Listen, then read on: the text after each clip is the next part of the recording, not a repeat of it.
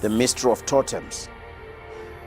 39 totems, 12 major ones, some with bigger constituencies than others. Where did it come from? From the previous episode of the narrative of my book, African Religion, A Blessing or a Curse, separating religion from tradition. Our moral tradition is rich. Our moral tradition is premised on justice, is premised on righteousness, love, and unity, honor, respect of the elderly. But when it comes then to the religion part, this is a cult hiding behind the moral values of our culture. But it has to be exposed because many church leaders, they don't understand it. Many God's children, they don't understand it. And we cry, why is Africa behaving like it's the headquarters of witchcraft?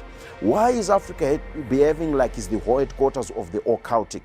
It is because there are people who can't embrace the past and take the word of God and live not by bread alone, but by every word that comes from the mouth of God. The only liberation weapon, the only freedom, financial freedom, life freedom, highway to heaven, Jesus, the only way, the truth, and the life. And I'm not scared to speak the word of God. I'm not scared to separate the wheat from the chaff. And I'm declaring that most of Africa's problems, from religion, politics, health, and the way of life, is coming from idolatry. Exodus chapter number 20, from verse 4 to verse 6. You shall not bow down to any image that looks like anything in heaven or on earth or under the earth, to worship it. For whoever does that, hear the penalty on verse 5. It says, I, the Lord, I visit the iniquity of the father to the third and fourth generation of them that hate me, declares the Lord. But I show love and mercy to 1,000 generations that love me, declares the Lord. So foundation is very important, because the strength of a building is based on its foundation. And foundation is always buried. You can't see the foundation, but you can test it by the strength of the building. So you can't tell me that all is right in Africa. We contribute 2% of the world's GDP, but 60% of the most sought after resources are from the same continent. Where are we going wrong? We are intelligent, we are powerful, we are strong. Where are we getting it all wrong? It is because of faulty foundation. And one of them is between 600 or 6th century AD to 9th century AD.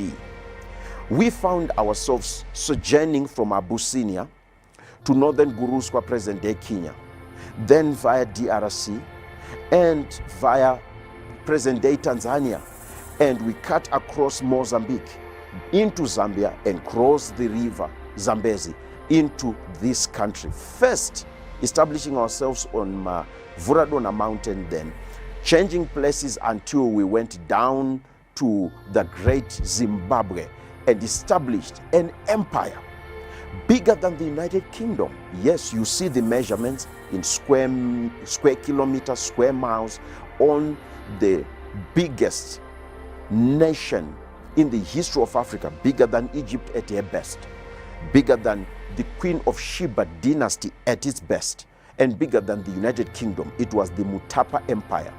Mutapa, coming from Munu Mutapa, Omwene Mutapa, were 13 Mutapa kings which reigned for up to 5 centuries and lived in the headquarters, which was then called Chivavarirwa Zimbabwe. But first, Chivavarirwa, and you see in the previous episode and in the first and second chapter of this book, African Religion and Tradition, is it a blessing or a curse? You see now in African Religion book that God has helped me to pen, and I believe he was the author, as it was not easy but possible to get information through oral tradition from some Shikiros, Mondoros,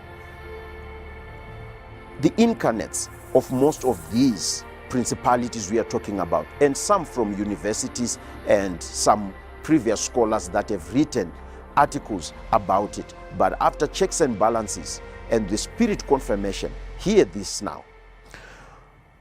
About 6th century AD, as we had moved into northern Guruswa, Sororenzo, Murenga, the first black written manifestation of the Murenga spirit gave totems. And these totems were given to mark families. And as they were given to mark families, they were tracing the totems and they were asymmetrically aligning it with animals based on the behavior and based also on the character of the family grouping. So the strong-willed women and the roving-eyed men, also successful men who also knew how to take care of their women, they were called Mofu, for example, Shava from an island. And you see here that it's just an animal. But the deception is, when you go to the prayers that are in this book, before you go to chapter 3, you're going to see that the prayers are worshiping this animal, and they're not only worshiping this animal, they are elevating the animal kingdom above humanity. Whereas Genesis chapter 1 from verse 26, all power and authority I've given to you, and you be fruitful, multiply, replenish, subdue the earth, and have dominion. And Matthew 28 says, all power and authority I've given to you. There is nowhere we human beings in our sane minds can worship elephants, lions, and all these animals. It is ungodly. They had given these totems to mark families, and these totems were grouped in two. They say mitupo e makumbo and mitupo e kumsoro, totems that are from the bottom and totems that are from the apex. Totems from the bottom are totems that they say came later on. For example, Muyera Gumbo, people who revere the leg part of a prey as an object of worship. It's not an animal, it's a body part, so they call them mitupo emakumbo. But in these totems, they are totems that are highly elevated above others. And it's not only in Zimbabwe. We were one from our beginning, from our origin. In Zimbabwe, people who worship the elephant, they are called Nzou Samanyanga, Nzou Nendoro, and many different types of elephant on Nzou. But when you go into Zambia, DRC, you find names changing like Nsou or Unsou. Then you go to South Africa, there is Ndlovu. It is the same. It came from the same center. And those people under Sororenzo Murenga received totems and families were marked. But over time, it was perverted and they became object of worship. And I'm going to reiterate as well that it is difficult for a witch, a wizard, or a caster of omens, or a voodoo priest to cast a curse on you, or necromancy a curse on you, if they don't know your totem. Why do traditionalists say that? Because these totems are portals, doorways to demonic attack, doorways to demonic assaults. And many Christians, they believe in it, they worship it, but you have to understand that they were given only to demarcate families and compartmentalize people into groupings, not to be subjects of worship. And this character and this type of doing attract God's wrath, and there is a programmed curse all over the universe.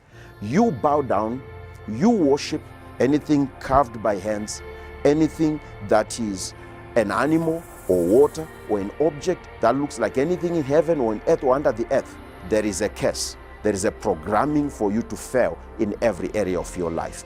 God bless you.